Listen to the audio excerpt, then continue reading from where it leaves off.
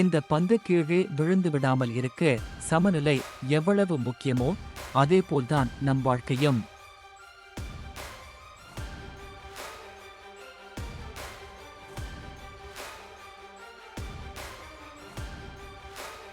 இன்பம் வரும்போது துள்ளி குதிக்காமலும் துன்பம் வரும்போது துவண்டு விடாமலும் மனதை ஒரு சமநிலையில் வைத்திருப்பதே வாழ்க்கை பயணத்தை வெற்றிகரமாக்கும்.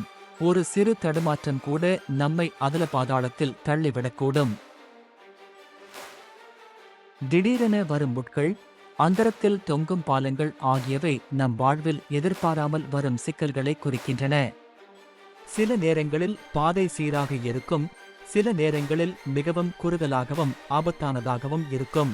பாதை கடினமாக இருக்கிறது என்பதற்காக நாம் பயணத்தை நிறுத்திவிட முடியாது. மாறாக இன்னும் அதிக கவனத்துடன் வாழ்க்கையை நகர்த்த வேண்டும்.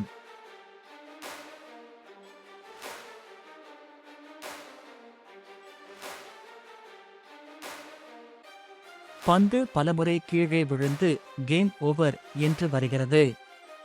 ஆனால் அங்கேயே ஆட்டம் முடிந்து விடுவதில்லை. ரீட்ராய் என்ற ஒரு பொத்தான் நமக்கு மீண்டும் ஒரு வாய்ப்பை வழங்குகிறது. நிஜ வாழ்க்கையிலும் தோல்விகள் என்பவை முற்றுப்புள்ளிகள் அல்ல, அவை நாம் செய்த தவறுகளை திருத்திக் கொண்டு மீண்டும் தொடங்குவதற்கான ஒரு சிறு இடைவெளி மட்டுமே.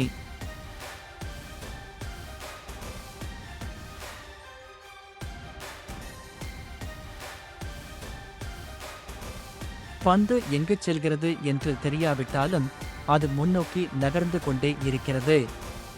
நாமும் நம் இலக்கை நோக்கி தடைகளை தாண்டி முன்னேறிக் கொண்டே இருக்க வேண்டும். இடையில் வரும் அழகிய காட்சிகளோ அல்லது பயமுறுத்தும் பள்ளங்களோ நம் பயணத்தை திசை திருப்பக்கூடாது.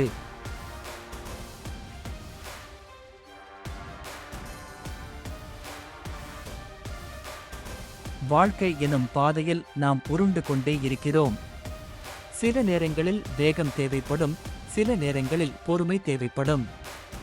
எத்தனை முறை விழுந்தாலும் மீண்டும் எழுந்து சமநிலையோடு பயணத்தை தொடர்வதே ஒரு சிறந்த வீரனுக்கு அழகு.